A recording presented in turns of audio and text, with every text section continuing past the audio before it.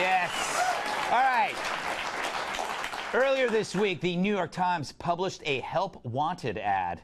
A staffer actually tweeted this: "Folks, the New York Times needs your help. We're looking for false information being spread deliberately to confuse, mislead, or influence voters ahead of the 2018 midterms. Tip line here, please share." I love the folks part. That's so we'll think they're actually human. Now, when I first heard the Times asking for proof of fake news, I sent them a New York Times gift subscription. I mean, really.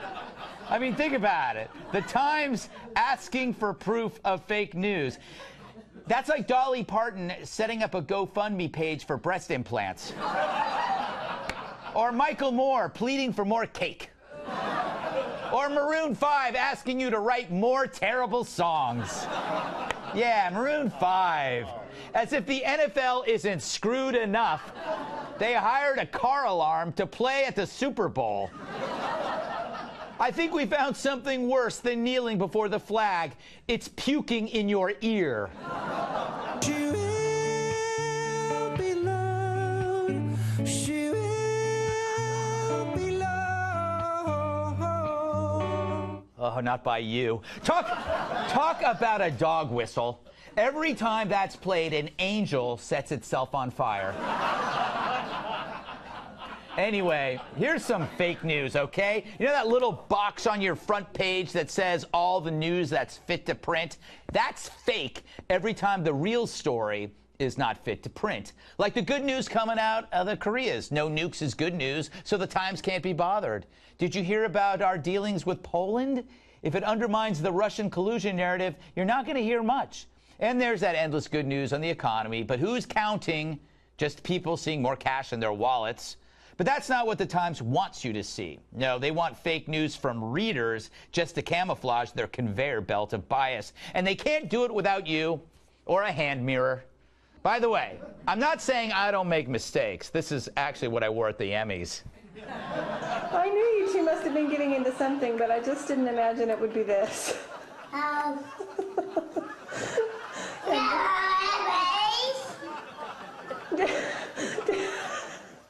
Does it feel good? Yeah? Very, very angry at my stylist. But I make mistakes every time I open my mouth. That's not fake news, though. The Times misleads by design, and they only admit the big errors when they're actually cornered. Remember this headline? Nikki Haley's view of New York is priceless. Her curtains, $52,701. Sounds like they're blaming her for the purchase, because they are. Even though near the bottom of the piece, you'll find out that Obama's staff ordered those curtains for $52K, the most expensive drapery since Joe Biden's hair plugs. There are other examples. The recent anonymous op-ed about insiders trying to stop Trump, that could be inducted into the Fake News Hall of Fame, or what I call CNN. I kid him. Not really, I don't know. Fact is, real non-fake news means nothing to the Times because to them, it's whatever contradicts their wacky left worldview. Remember their idea of a big thinker? We are following a procedure. I will not yield to the gentleman, and the gentleman will observe regular order. The gentleman will observe regular order. Yeah, and the Times endorsed him. What a member.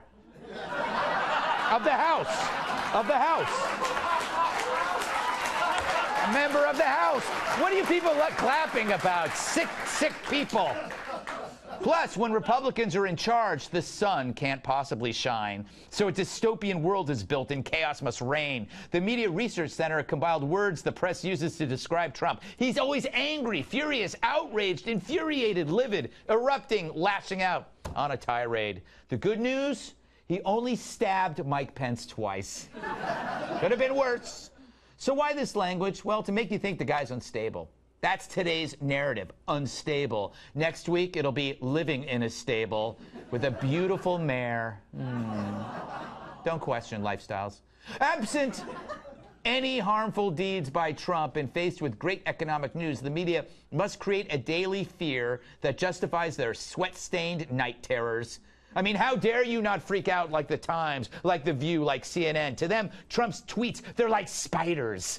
Yet you, because you don't read the Times, you sleep through the night like a baby on dry sheets, unlike Krugman. But if you can't live in fear like them, maybe you need a drug. I'll tell you something, things are going great. I got a new job and a bonus.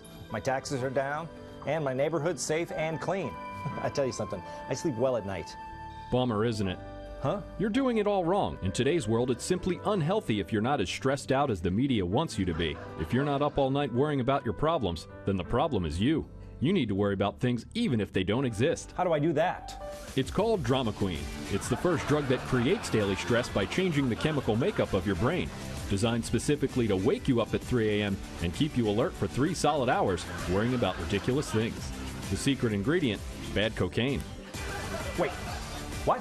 Don't worry, I've already put some in your drink, so you'll feel it by the time you get home. What are we gonna do about our horse? It eats so much hay, never enough hay. We don't have a horse, Larry. But what if we did? What if we did? We live in a studio apartment in Midtown. What if we moved to a farm? Then we need a horse, and then we need hay. So much hay, never enough hay. You are an idiot. I'm leaving you. What about the horse? So how do you feel, Larry? Awful. I was up half the night. I feel terrible. The horse is right. Excellent. See you in 2 weeks. So get Drama Queen today, or don't and go on with your life without worrying so much.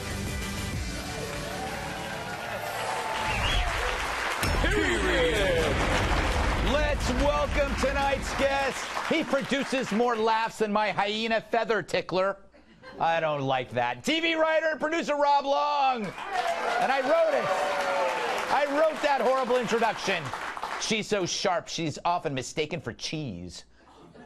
I know. I wrote that too. Her new book, #Do Not Disturb, is out October 9th. Author and TV host Jedediah Bila.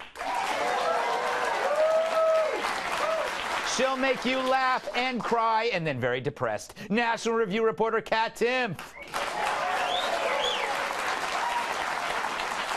He bruised his knee on Mount Rushmore. Former WWE superstar, my massive sidekick, Tyrus. Rob, what do you make of the media crowdsourcing to help bolster their idea of fake news? I mean, they did this with Sarah Palin's emails. Remember that? Yeah, but it's such a weird thing because they're already doing that. It's like it feels to me like Nick Confessore, the guy. It feels like he needs probably to have a little talk with the whoever is the HR mental health person at the New York Times, because you're not supposed to let the wires show. Yeah. And this looks like they're like letting us already know their playbook, which is to sort of find stuff and then claim it's fake news. Yeah, that's true. That's very transparent of them. Yeah, they should be doing it. They should be sitting around going, let's find. And also, like, they keep saying whenever they make a mistake, it's like, well, we don't have enough editors. Yeah. I guarantee you, in the New York Times building, there are enough editors. Yes, exactly. It's just that they're all partisan Democrats. Yeah, and they're cash strapped, so they need this. They need a crowd to help them do this. I think the real crowdsourcing, Jedediah, are the people that forced them to do corrections. The ones when they saw the Nikki Haley, that was real crowdsourcing. Right. Everybody, because if nobody, like if Fox News had just said what you did to Nikki Haley was terrible, they would just say that's Fox News. Right. But well, they should have just retracted that. That was ridiculous. Well, they did. Right. How long does it take? And when they do these little corrections that nobody reads in fine print, I'm just curious what's disinformation. They say they're going on this disinformation campaign to try to find all the misinformation out there. What is misinformation to the New York Times? Seriously, they're going to be looking at people's Facebook posts in their Facebook groups. If I had a Facebook post out that was talking about Hillary Clinton, the liar, in the last election, they would call that misinformation. Right. I would call that the truth because she's a liar. Mm-hmm. But honestly, now it's going to be, I'm wondering if you're going to see a list of items from the Daily Caller, Town Hall, FoxNews.com, conservative pundits, and they're going to call that misinformation when in fact, those are a lot of the people that are fact-checking the New York Times. You know, you should write a book on Hillary Clinton, and it's called Misinformation. Wow. I come up with these ideas almost monthly. You already titled my next book. Don't say it. Oh, no, I did. Don't say it. I came up with a book, a nutrition book called The Jetta Diet. He's got to say it. Wow. Thank you. And, Kat, I've come up with a lot of titles for your podcast, none of which are printable. Anyway, Kat, is your opinion swayed very much by media spin? No. No? That's good. It's not.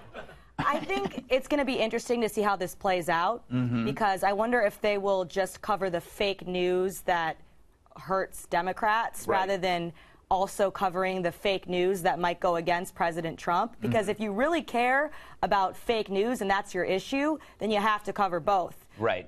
Also, I think that this entire thing is making the assumption that fake news is the reason why Trump won the election, right? That's what a lot of liberals think. They're going to be very disappointed when they find out that's not the case. Trump won the election because Hillary Clinton was a nightmare of a candidate, and it really was that simple. I'm beginning to believe knocking Hillary will get applause. I've been doing it. I didn't even knock her. I didn't even knock her, Tyrus. I just said maybe if I knock her. It was a pre-knock. It was a pre-knock. I had a pre-knock agreement once, and it didn't work out. Trump administration has rattled the media in such a good way, in some ways, right? That they're doing this. Yeah, I would say they keep them honest, but we know that's not happening. Yeah. I think it's gotten to the point where this was a board meeting. You know, this was a meeting. This was a group. Yes. Of 5 or 6 editors like, Johnson, what do you got? Yeah. Russ is not working. Yeah. He's an adulteress, not working. He's lying, it's not working. He's rude, not working. What do you got? Quick, something. Let's go to the people. Yeah.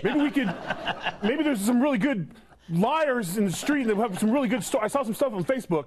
We could do that. And that's basically, it's like, that's our new campaign. Yeah. It's not us, it's the people. So now they're trying to blame it on us. Yeah. Because the fight that they're having is failing miserably. It hasn't really, no one has seen a story about Trump from his side that's been like, wow, you know what? Thank you. I didn't know that. Yeah. Yeah. The hell with this guy. Now it's like it just gets worse for them. You know what the thing is? All the stories begin with the bad stories with, well, he said this. Nobody cares about what he said anymore. It's whether he's done stuff. And so far what he's done is fairly productive. So no one, when he says, well, did you hear what he said? It's like, yeah, yeah, I take cabs. Yeah, I heard what he said, but I was busy buying my new boat with my extra tax money. So I really don't care what he's going to say because I'll be on my boat. And there's no reception on my brand new boat. Whose fault is that? That I paid cash for. Right. Who buys a boat? This guy. Don't buy it. You know what? Sum it up. The media is now like, I don't remember there were Three Stooges. There was always one lady in Three Stooges that was constantly freaking out, like, oh, get away. That's the media. Yeah. The media is the lady from Three Stooges. Or actually, the Marx Brothers, Margaret Dumont. Yes, I'm sorry. You know what? I got it confused. Yeah. Margaret Dumont is the one. See, that's why you're in TV, and I'm some weirdo. All right. That's not the only reason why. Yes. So true.